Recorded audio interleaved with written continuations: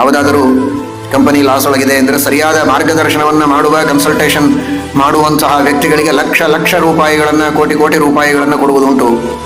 ಆದರೆ ಒಂದು ದಿನದ 2 ದಿನದ ನಮ್ಮ ಯಾವುದೋ ಕಂಪನಿಯಲ್ಲ, ಆಫೀಸಲ್ಲ, ಮಠ ಮಂದಿರಗಳಲ್ಲ,